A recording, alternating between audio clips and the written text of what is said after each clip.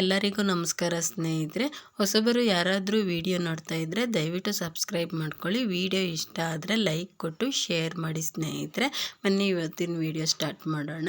ನೋಡಿ, ಚಿಕ್ಕ ಚಿಕ್ಕ ಗಿಡಗಳಲ್ಲಾಗಿರ್ಬೋದು ಅಥವಾ ನೆಲದ ಮೇಲೆ ಹಾಕಿರೋ ಗಿಡಗಳಲ್ಲಾಗಿರ್ಬೋದು, ಪಾಟ್ಗಳಲ್ಲಾಗಿರ್ಬೋದು, ಹೂವು ತುಂಬ ಚೆನ್ನಾಗಿ ಬರಬೇಕು ಅಂತಂದರೆ ಅದಕ್ಕೆ ನಾವು ಕೊಡೋ ಗೊಬ್ಬರಗಳು, ಫರ್ಟಿಲೈಸರ್ಗಳೇ ಕಾರಣ.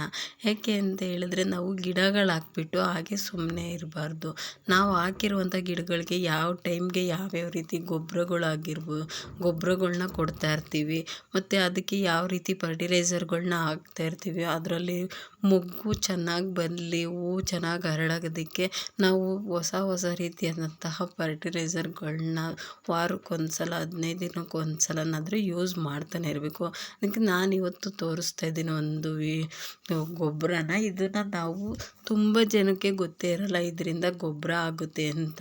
ನಾವು ಇದನ್ನು ಯೂಸ್ ಮಾಡ್ಕೊಂಡು ಮೊಟ್ಟೆನ ಬೇಯಿಸ್ಕೊಳ್ತೀವಿ, ಈ ಥರ ಸಿಪ್ಪೆನ ತೊಗೊಂಡೋಗಿ ಆಚೆ ಎಸ್ದು ಬಿಡ್ತೀವಿ. ನಮಗೆ ಗೊತ್ತೇ ಆಗೋದಿಲ್ಲ ಇದರಿಂದ ತುಂಬಾ ಪವರ್ಫುಲ್ ಗೊಬ್ಬರ ಆಗುತ್ತೆ ಗಿಡಗಳಿಗೆ ಅಂತ.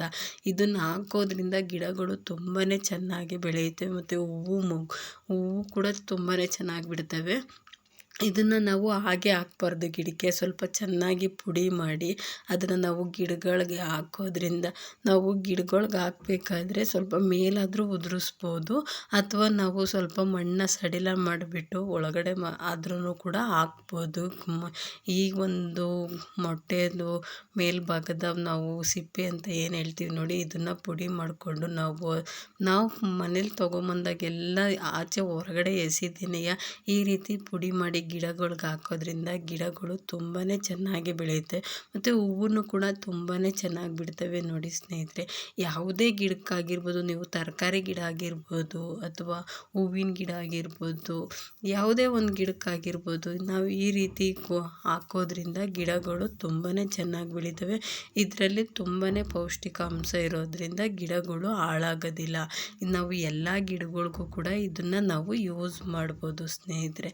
ತುಂಬ ಜನಕ್ಕೆ ಗೊತ್ತಿರೋದಿಲ್ಲ ಇದು ಒಂದು ಯೂಸ್ಫುಲ್ ಅಂತ.